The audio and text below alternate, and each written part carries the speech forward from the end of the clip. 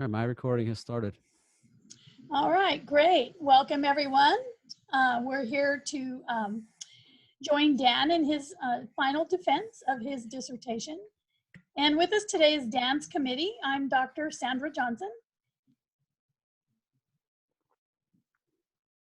And our committee member is? Dr. Susan Sutton. Sorry. That's okay. And Dan, would you introduce yourself, please? My name is Dan Kreiness, an EDD candidate at American College of Education.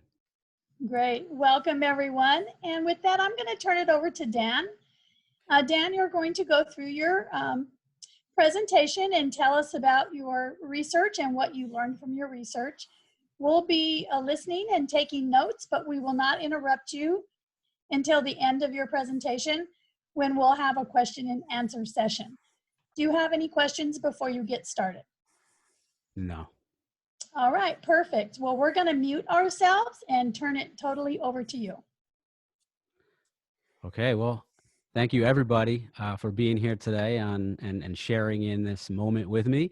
And I appreciate and I feel honored to be able to present to you my dissertation called Transformational Leadership Practices to Inspire Growth Mindsets in Classroom Teachers. Before I do that, I did just want to, I think I have to admit somebody else. Maybe not. I did just want to acknowledge some really special people who really more so than anyone supported me and helped me get to this point. So my family, my wife, Christine, my son, Evan, my daughter, Leah, and my amazing dissertation committee, who you just heard from, Dr. Johnson, my chair, and Dr. Sutton, my committee member. To introduce this topic, this exploratory single case study sought to help understand the connection between the use of transformational leadership practices by school-based administrators and classroom teachers' adoption of a growth mindset around student-centered instructional practices. I first became interested in studying and conducting further research into this topic since, as a 14-year educator, where half of my experience has been as an instructional leader, I've come across many situations when teachers have been reluctant or resistant to implementing changes in their classroom and to their instruction.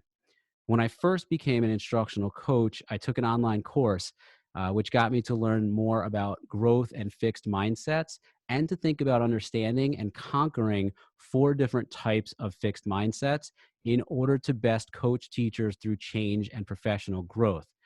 Even in my first paper, my very first paper I submitted to my first course at American College of Education, I included this statement: I hope that with my EDD degree, I can continue to push boundaries and lead change efforts.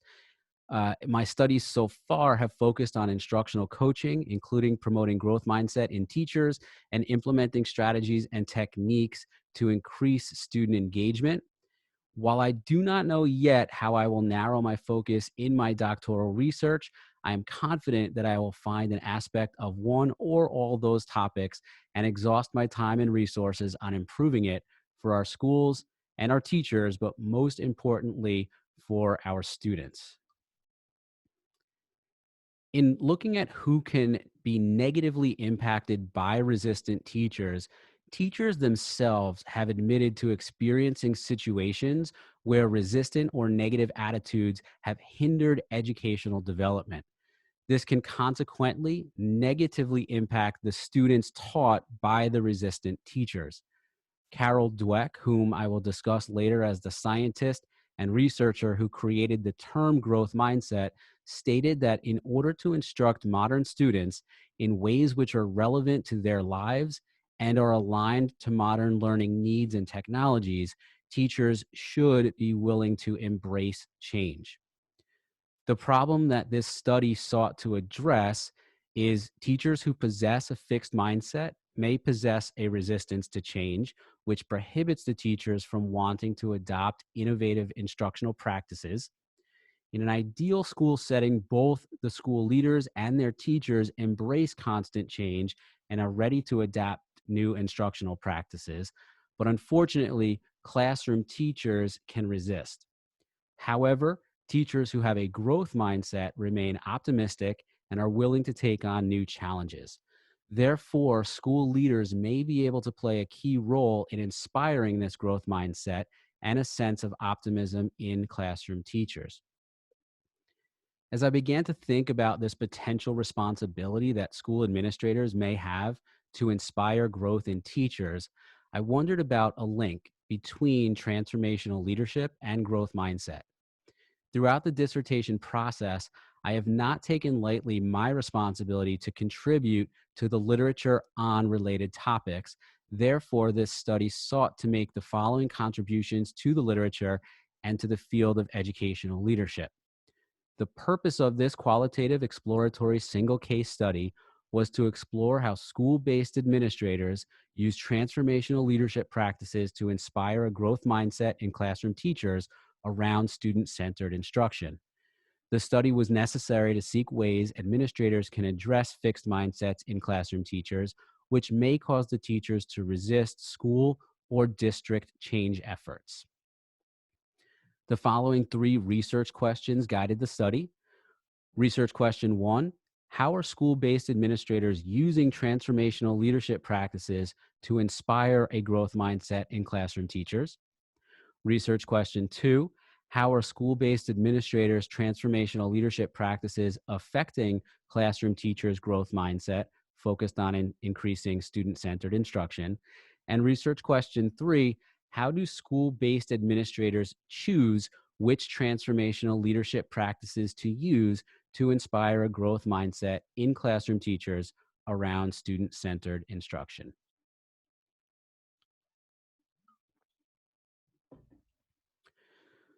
Some literature on the effects of transformational leadership theory suggested that school leaders who use transformational leadership practices have been shown to increase teachers' work engagement, levels of achievement and commitment, as well as better support the organization's vision and mission. The literature also showed school-based administrators can have a major impact on teachers' change efforts and innovation.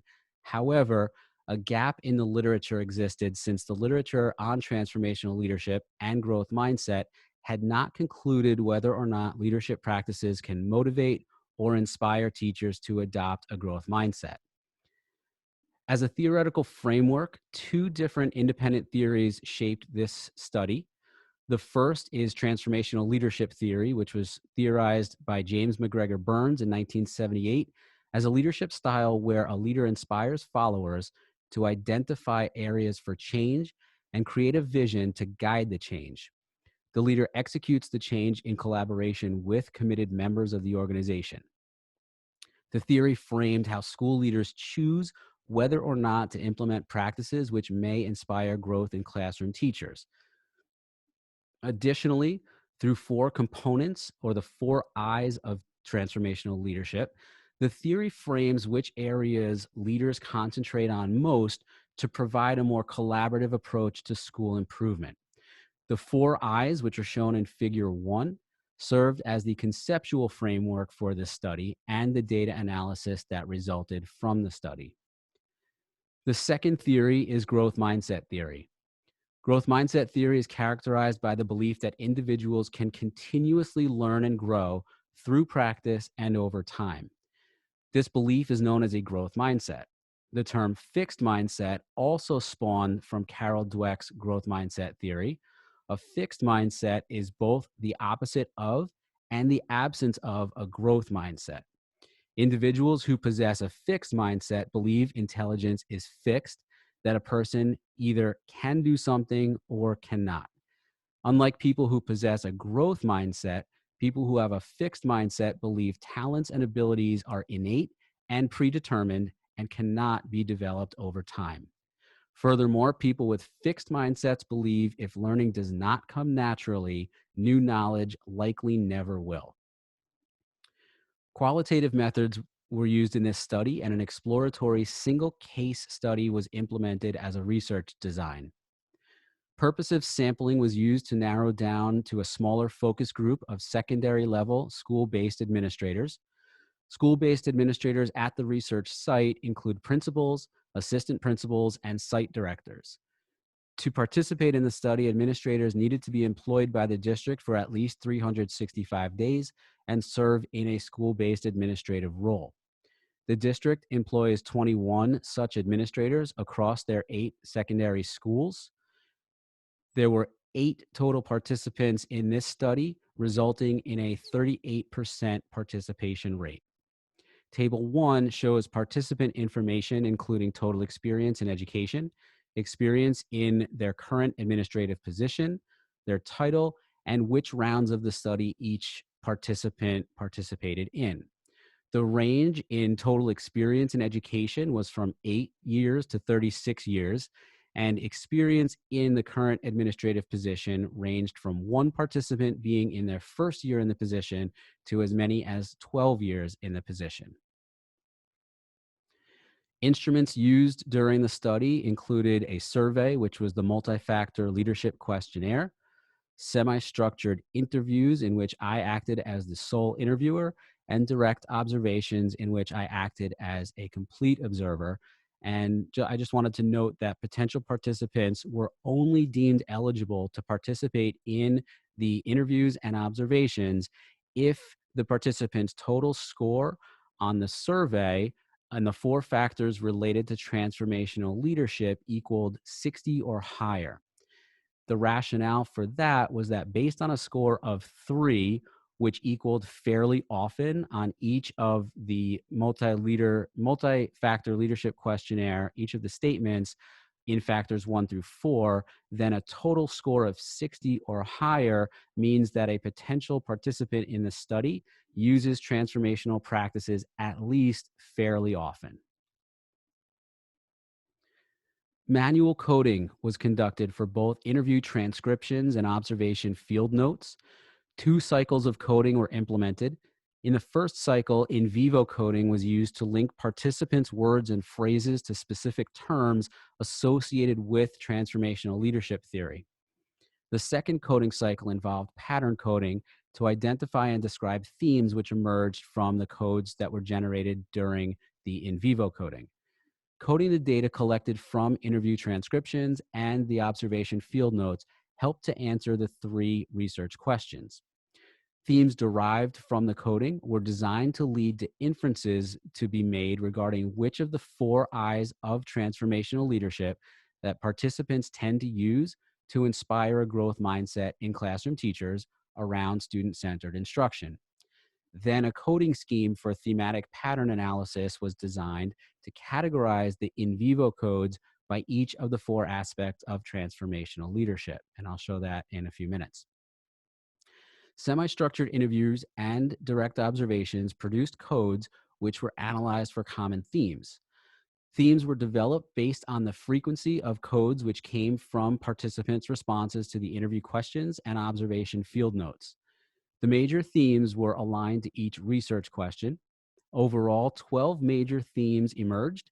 Each research question has 4 major themes associated with it, and figure 2 shows the association and organization of the 12 major themes. The first research question explores how school-based administrators are using transformational leadership practices to inspire a growth mindset in classroom teachers. Specifically, interview questions 1 and 2 were implemented to explore this research question. Additionally, field notes about what the administrator was saying and doing during direct observations provided further exploratory evidence related to this question. Major themes which emerged through exploring the first research question were a sense of purpose, shared leadership, empowering teachers and acting selflessly, coaching and motivating, and addressing discomfort and making teachers feel comfortable. And as an example, one of my participants, participant 2, was quoted as saying, from a coaching standpoint and as a leader, you have to look at that strength and say, you know, how can we make that strength even stronger? What are some things that we can tap into? The second research question explores how school-based administrators' transformational leadership practices affect classroom teachers' growth mindset focused on increasing student-centered instruction. Interview questions 3 and 4 were implemented to explore this research question. Again, field notes about what the administrator was saying and doing during direct observations provided further evidence. Major themes which emerged through exploring the second research question were collaboration and teamwork, resourcefulness, risk-taking, and goal setting and reflection. As an example, participant 5 noted, when you feel like that your leader can relate to your experience, I think they're more willing to be risk takers for you because they see you as someone who's on their side. The third research question explores how school-based administrators choose which transformational leadership practices to use to inspire a growth mindset in classroom teachers around student-centered instruction. Interview questions 5 and 6 were implemented to explore this research question. Additionally, field notes about what the administrator was saying and doing during direct observations provided further evidence. Major themes which emerged through exploring the third research question were expectations, providing opportunities, leveraging expertise, differing perspectives and personalities, and enthusiasm and passion. As an example, participant 6 noted, it really speaks to allowing teachers opportunities to grow both within the school community and seek out professional development opportunities or professional learning opportunities to get better at what they are most interested in getting better at. The literature confirmed a research gap regarding how school leaders inspire a growth mindset in teachers around innovative instruction when leading change efforts. The literature suggests strong leadership structures in place in schools, such as mentorship, leadership, and supportive peer interactions can affect teacher motivation. However, the closest the literature came to explaining how school leaders inspire a growth mindset in teachers was to describe a link between transformational leadership and innovation in education. This study's findings confirmed a focus on relationships. When leaders practice transformational leadership, relationships are thought to go even deeper than those with other leadership styles and are often referred to not as relationships, but as connections. Participants in this study were shown to foster such connections when finding ways to make teachers feel comfortable when implementing change efforts. Furthermore, the school leaders noted the importance of these connections when intentionally taking care to get to know each teacher on an individual basis to leverage the expertise, differing perspectives, and unique personalities of every staff member. Next, this study's findings confirmed school leaders who use transformational leadership share a collective sense of mission and empower staff members to contribute to organizational change efforts. The school leaders who participated in this study use a variety of transformational leadership practices. Furthermore, as evidenced by the emergence of shared and distributed leadership as one of the study's major themes, participants noted placing value on teachers' participation in leadership processes related to the concept of organizational vision. The study's findings confirmed that school leaders who use transformational leadership also seek opportunities to build and maintain staff members' trust.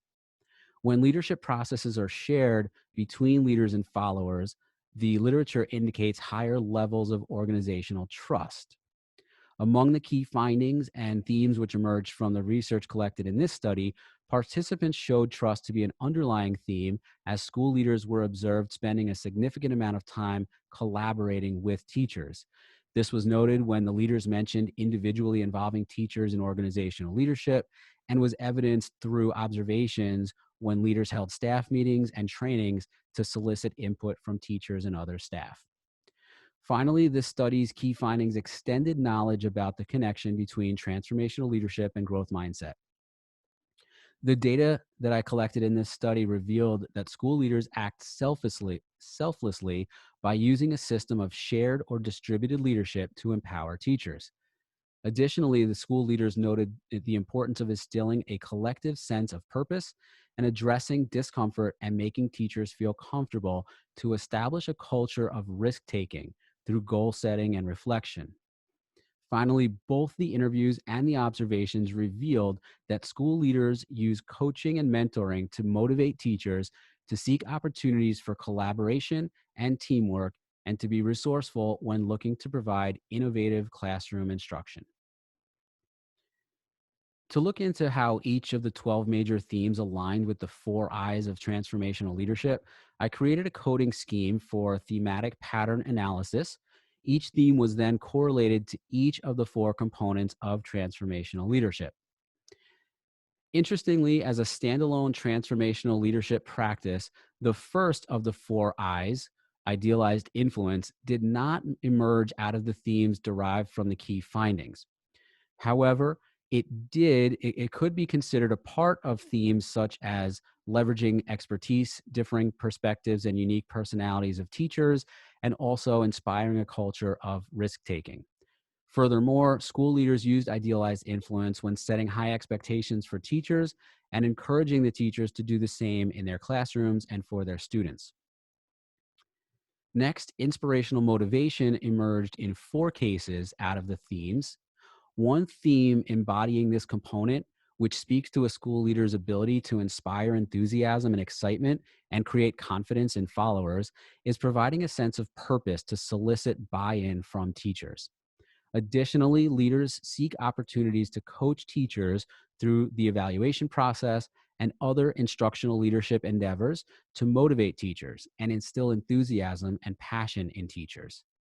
Finally, school leaders display inspirational motivation when establishing high expectations for both the leader and the teachers. Next, intellectual stimulation emerged in 5 cases out of the themes. First, school leaders were shown to create opportunities for shared leadership by acting selflessly and not empowering teachers to take and by empowering teachers to take active roles in the school's leadership. Next, the leaders noted providing opportunities for teachers, which inspired a culture of collaboration and encouraged teamwork. Furthermore, leaders inspire teachers to be more resourceful when looking to innovate more during classroom instruction. Finally, school leaders use intellectual stimulation when encouraging risk-taking. And finally, out of the 4 I's, we have individual consideration, which emerged in 3 cases among the themes. First, school leaders addressed teachers' discomfort and made them feel comfortable while encouraging and supporting risk-taking. Additionally, the leaders value and inspire teachers' goal setting and subsequent reflection. The leaders use such practices to empower individual teachers to take charge of the teacher's own growth and development. And lastly, school leaders use individual consideration when leveraging teachers' individual expertise and seek and value differing perspectives and unique personalities. One recommendation that I would make for future research into topics related to this study is to correlate teachers' levels of growth mindset with levels of transformational leadership used by their school leaders. This type of study may offer insights into whether or not teachers' self-reported growth mindset levels are directly related to higher levels of transformational leadership practices used by school leaders. A second recommendation for future research into such topics is to study teachers' perceptions of preferred transformational leadership practices to inspire a growth mindset. This study focused on school leaders' use of transformational leadership. The survey specifically allowed school leaders to self-assess which leadership practices they use most and how often. But further research should go into which practices specifically by school leaders would be preferred by classroom teachers. I think a study of this nature may lead to conclusions about how leaders can adapt leadership practices to meet teachers' needs and perceptions of how best to adopt a growth mindset. A third recommendation, sorry, I think I just went a little too far. There we go. Third recommendation,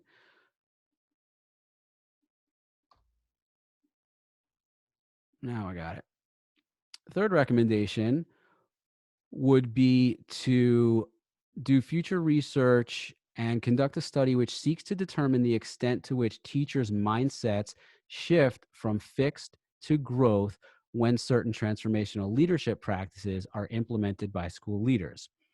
That type of study could be set up to test isolated leadership practices for the degree to which the leadership practice inspires a teacher to shift to a growth mindset. Finally, a fourth recommendation for future research would be to conduct a study which correlates levels of teacher growth mindset with student growth and achievement.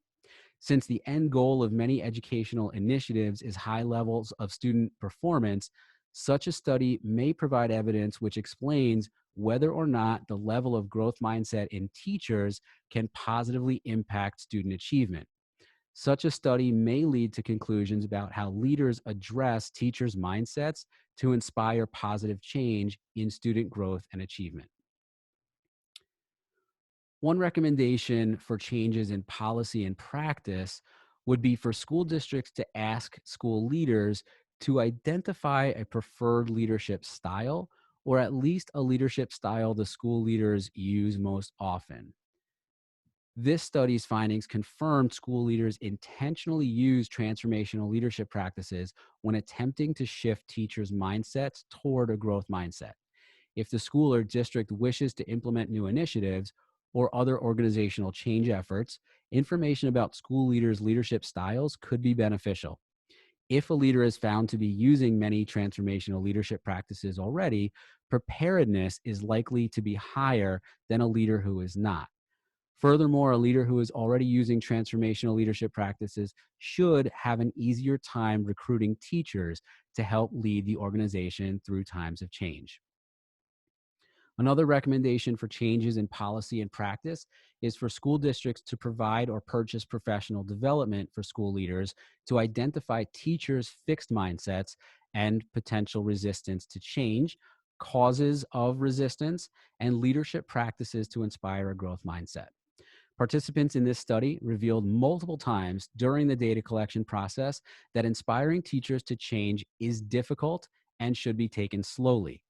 Districts should be in a better position to drive change when their school leaders are well trained and understand the role that leaders play in inspiring a growth mindset in teachers. A third recommendation for changes in policy and practice is for school leaders to establish systems, if they're not in place already, which support teachers' growth mindset when faced with new initiatives or other organizational change efforts. A key finding from this study was the importance for school leaders to address discomfort in teachers and make the teachers feel more comfortable. Another finding was how school leaders inspire change by encouraging risk-taking in teachers. To these ends, school and district leaders should be mindful of how to balance those two practices. Finally, teachers can feel overwhelmed or frustrated when taking new risks in the classroom. Establishing systems to address this aspect of teacher wellness should allow school leaders to comfort teachers before, during, and after implementing a new instructional practice or a new initiative. Allowing ample time for training, collaborative planning, and reflection are a few practices which should help make teachers feel more comfortable when implementing change.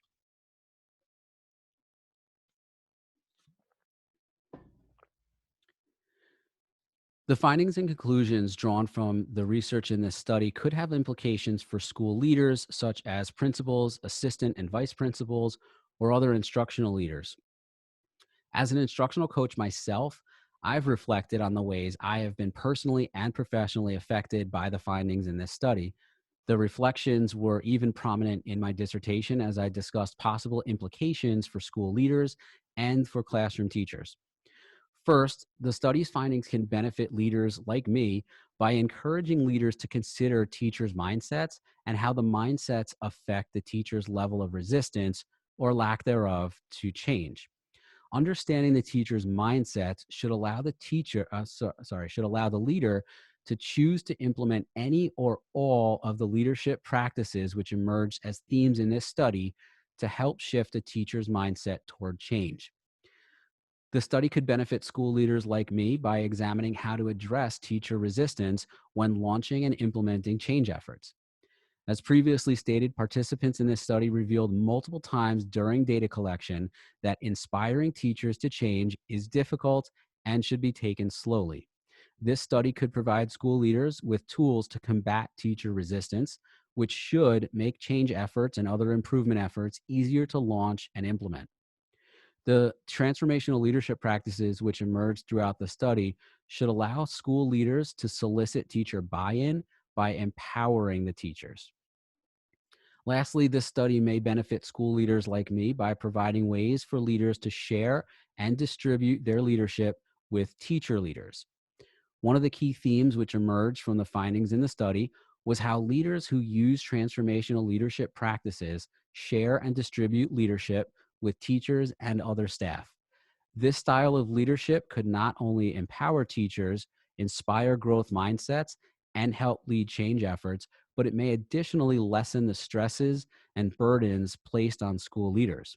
When leadership can be a shared process, teachers and leaders both might feel more connected to the organization and more satisfied with their jobs. The findings and conclusions drawn from the research in this study could also have implications for the work that school leaders like me are doing with classroom teachers. Leaders can work with teachers during change efforts to identify and address their own mindset and/or varying levels and reasons for resistance. Similar to the recommendation for school leaders to self-assess their leadership styles, teachers might also benefit from understanding why they might be resistant to change. When teachers realize the times or circumstances which bring out the most resistance toward change, the knowledge may inspire reflection. Such reflection may cause the teacher to avoid those times or to seek help to navigate challenging circumstances. Finally, this study may help teachers understand which leadership practices the teachers prefer that school leaders use to inspire the teachers to implement new initiatives. The results showed key goals for leaders using transformational leadership are to empower teachers and make the teachers feel comfortable when implementing change efforts. Teachers may prefer certain leadership practices over others to inspire a growth mindset when it comes to change, and understanding these preferences may allow the teachers to be less fearful of change and not as resistant to implementing new initiatives. These are the research references that I cited in my presentation. And just before I'm finished, I wanted to once again thank everyone. There were so many people who helped me be successful on this journey, some of whom I was able to thank in the dissertation itself, some I was not. So to anyone who played any part in my success, and many of them are on this call today, from family and friends to my committee, to the other ACE faculty, to the participants in my study, to my many education connections across social media, I extend a very big thank you. Thank you to those of you who could be on the call today, and just thank you to everyone who helped support me along the way. Great, Dan. You did an excellent job in your presentation. We can tell that you practiced and that you are definitely an expert in what it is that you researched, and that you're able to discuss that completely. And with that, we have some questions to ask you. Some follow-up questions asking you to dig a little bit deeper and share with us just a little bit more. So I'm going to start with Dr. Sutton. I saw her writing down some notes feverishly, so I know she has something to ask. Before you fire away, I was just wondering, yes, can we keep the audience here, or do we have to kick them out too? I don't know. It is totally up to them if they want to stay or leave. They do not leave until Dr. Sutton and I, they're not required to leave until Dr. Sutton and I meet to discuss your progress. Okay, I'm fine either way. So it's totally up to them. I'll leave it up to them. I'm not kicking anybody out. Right. Okay, so go ahead, Susan. You'll have to unmute yourself. You're muted.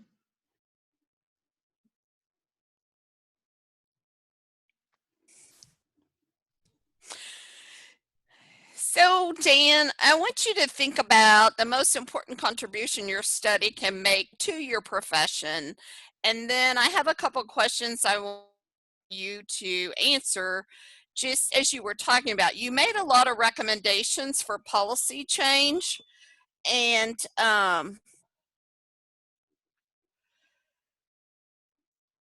do you have any ideas how to put these policies into place? You know, ideas for an initiative to start the process? I'm thinking about how would a policymaker be able to utilize your findings to get these policies set in place? Um, just kind of want you to talk about that a little bit. So I think your first question was about how the study and how the findings will help in terms of sort of everyday leadership practices. I think I would first and foremost speak to the unprecedented times that we are in right now, especially with schools shutting down for long periods of time, if not till the end of this school year. And obviously, that's an extreme example, but school leaders face change opportunities all the time. And it could be something as simple as asking a teacher or a group of teachers to change something in their classroom practices, or it could be as large as saying, you know what, tomorrow we're not going to be in school physically, and we need you to switch to distance learning and remote teaching. And in either of those cases, I think that this study will be important for leaders to understand the, I guess, unique ways in which teachers present resistance and reluctance. And it will hopefully allow those leaders to work through the resistance and understand that using transformational leadership practices, the leader themselves can be equipped enough to help make the teacher feel more comfortable to take risks and to grow their mindset in such a way that they are, of course, a lot less fearful and more optimistic about making changes to themselves, to their practices. And as I mentioned in the presentation, hopefully with the end result being that students' growth and achievement will benefit from the changes that they make. The second part of your question was about policymakers.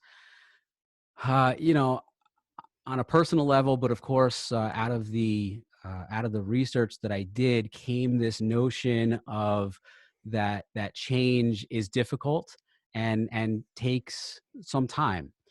And I think whether we're talking about policies that come at a district level, a state level, or even a federal level, when it comes to educational policy, I think I can safely speak for lots of educators when they say that change happens so often that it's hard to keep up.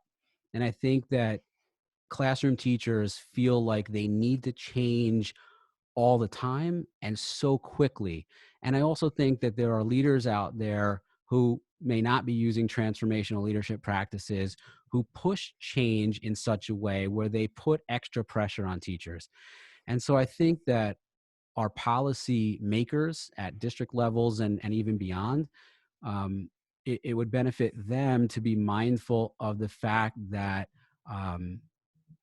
like the research that came out of this study, it can go a long way when you are making teachers feel comfortable to be risk takers and to allow them to go through that process of goal setting and reflection, rather than just pushing out new changes and new initiatives and expecting that teachers will be able to implement them overnight. Yes, I wish that all the policymakers out there would be forced to read your study because I think it would help a lot. Yeah, with the findings and everything, it could make a difference. That's why I would love for you to, you need to submit to a journal and have it published. It's really, you found some really great information, and being published would help a lot. I appreciate that. Thank you. So I have a question. On slide 15, you talked about inspiring others and sharing a vision. Was there any discussion or any sharing from the people that were in your study concerning how they would actually do this? I mean, that's a big goal, to inspire and share a vision. What did you learn about that?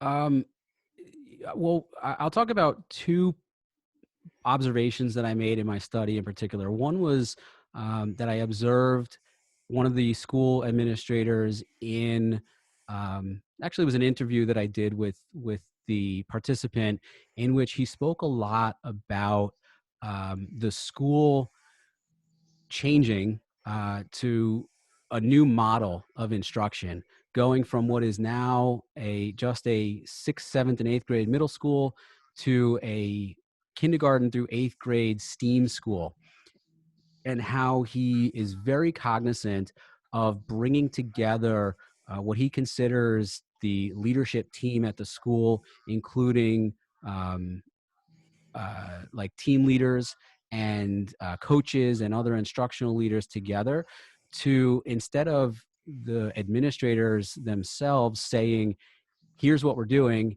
here's where we're going, and here's how I think we can get there, the participant was very clear with me about the meetings he has and the processes he uses to bring the team together to talk about what the vision and mission is for the organization, for the school moving forward.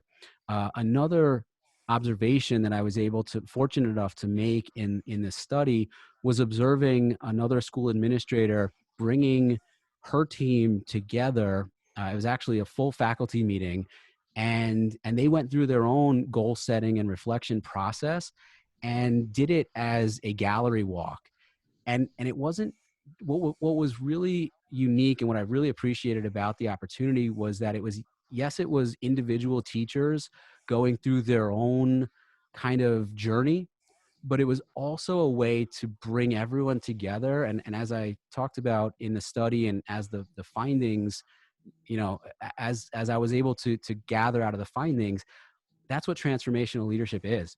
It's harnessing the individual interests and abilities of every member of the team to collaborate and come together as a team and as an organization. And that was a really great way of literally observing one of my participants doing just that and bringing everyone together and working toward that mission that the whole school has for its staff and its students. Very good. Thank you. Dr. Sutton? My other question was, if you had this to do all over again, what changes would you make within your study? That's a great question. I think I would probably want to I would want to study more administrators, and either, I'm not exactly sure what that would mean. It would either mean um, working harder myself as a researcher to gather more participants from the same research site, but I think ideally, uh, and potentially with more time and resources on my hand, instead of conducting a single case study, I probably would have opened it up to more schools and more districts and done more of a multi-case study. I think I think the results potentially could have been similar, but I would have felt more comfortable, I think, as a researcher had I had more participants and heard from more administrators, because I'm confident in saying that almost any administrator that anyone will ever find faces not only change, a lot of it, but also resistant teachers. And I guess just hearing from more administrators would have been something that I would have liked to explore. Great. Cool, thank you.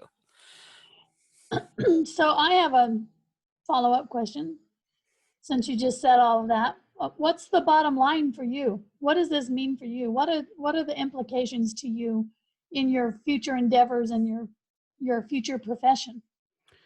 I mean, I think in the immediate future, in my work personally or professionally, in my own role, it goes a long way in terms of being able to understand what leaders out there are doing to inspire teachers to want to grow and change. And when they're faced with situations in which they would normally clam up, for lack of a better term, helping to ease them into the change process and have that growth mindset.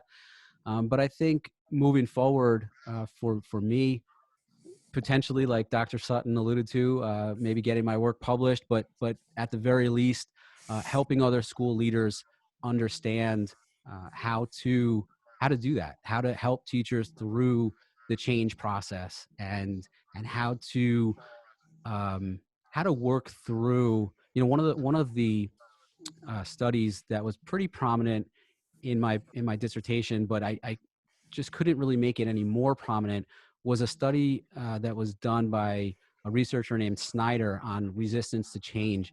And I think just understanding why teachers resist change, because it's going to be different for all of them, and then what really needs to be done leadership wise to get each teacher, not all teachers, but each teacher individually, to a point at which they will allow themselves to really be a part of that change process, I think is going to just be so important. And so anything that I can do, I've, not right now during social distancing, but when in-person conferences start up again, something that I've done over the past few years is to attend and speak at conferences. I'd love to do more of that in my own school and my own district, to continue to be a leader in that regard, and help make change in my school, which is going from a middle school to a STEAM school. I think that's very important. And hopefully conduct more research on this. I'd love to conduct some research that looks more into teachers' perceptions, because now that I've looked at it from a leadership standpoint, I do want to know what teachers think. What makes them tick, and what's really going to what's going to really inspire them to want to change as well. Dr. Sutton? Well, that was kind of my question, because I wanted to know where you were going with this next. Like what type of initiative you could do to get this information out there, and doing, besides presenting at conferences and publishing, working with all your leaders in your district and stuff to get this information out to them, even setting up some type of training that would get this information out to them, so they have those guidelines, those best practices, because you've gathered some really great information for best practices. And when you present at a conference, you might want to present that information as best practices for teacher leaders and stuff, to get that out there. And yeah, go I ahead. agree, and I'm not totally sure about how I will do that, but something I am doing, and I have done for a little while. I don't. A lot of people on this call already know this, but I don't know if my committee knows. I'm a podcaster. I have an I follow educational. you now. Great, awesome. I have an educational leadership podcast, and while I don't necessarily come right out and say that this is what we're doing, it's kind of what we're doing. And as the host of that podcast, and this is kind of what I like to do as a speaker and presenter at conferences too, is to subtly let people know that education is changing, not just now, but all the time. And here are some really great people out there doing great things. And whether they're the participants in my study or they're the guests on my podcast, these are the people who are really helping shape education. And this is what they're doing to help that change process occur, and to really make it, like, propel itself, really. I'm going to continue to think of ways, though, that I can implement this in my own school and my district. Like I said, my school specifically is undergoing tremendous change right now. And I'm not even sure whether we're going to be back there between now and late August, or maybe even beyond, when next school year starts. And I think that right now there are so many question marks and things up in the air that not only do we need really strong leadership, but we need to keep it, to be mindful of the fact that such change has happened and will continue to happen. And we need to find ways to help people continue to take risks because nobody's ever done this distance learning before. But to bring it back to the distance learning, it is what it is, and it's here to stay for however long it is. And just to help leaders understand that teachers are really feeling it right now, and it's the leader's job to help alleviate concerns and to help kind of look for opportunities to continue to grow our students in ways in which no one has ever seen before. Yeah, and I like that you mentioned about interviewing teachers to get their perspective on everything. I think that would be a great addition to the study, expanding your study. So It was kind of one of my first ideas when I thought of doing the study, but I was sort of back and forth actually, and for a while last school year in an administrative position. And in order to conduct a study in my own district, I wouldn't have been able to interview teachers because I was in an administrative capacity. yeah. But I definitely think that moving forward, that will be important, because it's one thing to hear from leaders and to have them say, here's what I do, or here's what I think needs to happen to improve teachers or to help them change. But it's another thing to hear it from the teachers themselves. So I do think that's important. And I will somehow, I will find ways, I will look for opportunities to continue my own research and really focus on the classroom teachers also. That's great. Sure. Do you have anything else, Dr. Sutton?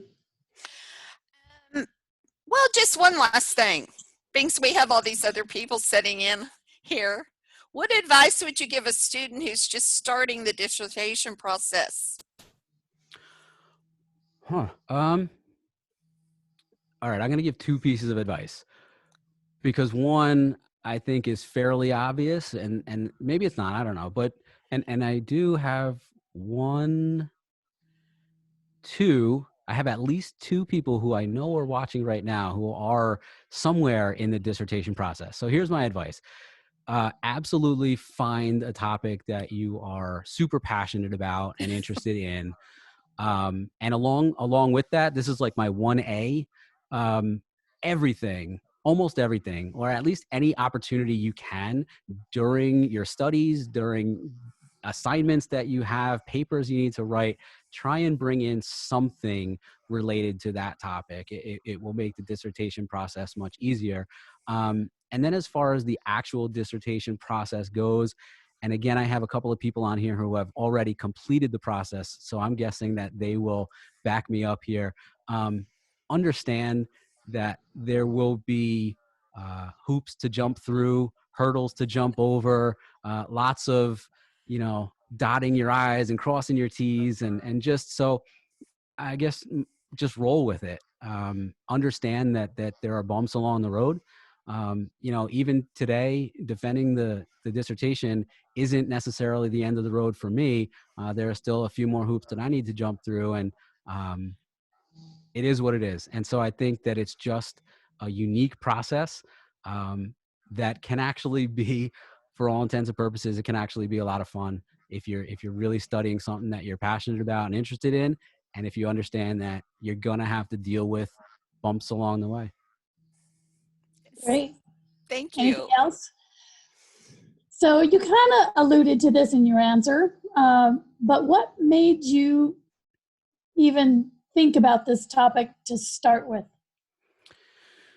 I think a lot of it goes back to when I was first starting to coach teachers. And I think the very first time was just about 4 years into my teaching career. And I took a sort of a hybrid role where I was both a teacher and a coach at the same time. And I was continuing to do that role at the same school that I was already a teacher at. And so I just felt like there were colleagues of mine who were starting to resist, or maybe they just weren't, they were reluctant because I wasn't an administrator, or I was like working in the classroom next to them. And I started looking at ways or reasons why teachers would resist and be reluctant to try new things. And what I came across was an online course by the Match Education Organization. And it was all about coaching teachers through fixed mindsets. And it actually mentioned 4 different fixed mindsets. This was back probably in the year 2012, maybe 2013, maybe even before that, somewhere around there though. And so growth mindset had just started to become a thing. It was like maybe a couple of years old. And the education world was starting to really embrace it. And so I was like, you know what?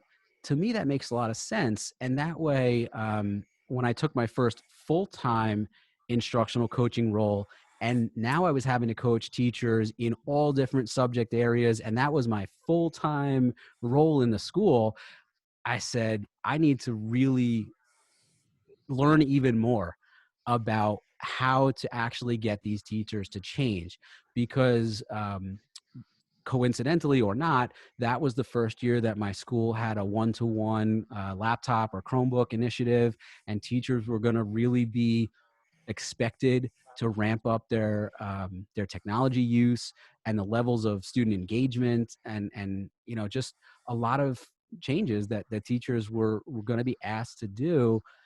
I was the one who was being looked at in my school to really support them through that. So, and that was in 2016. So right around the same time that I was starting my studies at ACE, and around the time that I needed to start really thinking about a topic. And it just seemed to make a lot of sense, because that's really what I was working at every day anyway. That's great. Great to hear that it's something that you can apply right away, or that you've been applying for since you've been studying it. So I don't have any further questions. Do you, Dr. Sutton? No, I do not. Okay, Dan, so I want to thank you for doing a great job today, but we are going to excuse you from this meeting along with all of your family and friends. Thank you all for attending today. And Dan, I'll be in contact with you later. Excellent. Thank you so much. Goodbye, everyone. Thanks, And everybody. We'll wait for everyone to exit out. You can still kick people out if you need to, right? Yeah, I can. All right. So I'm going to stop.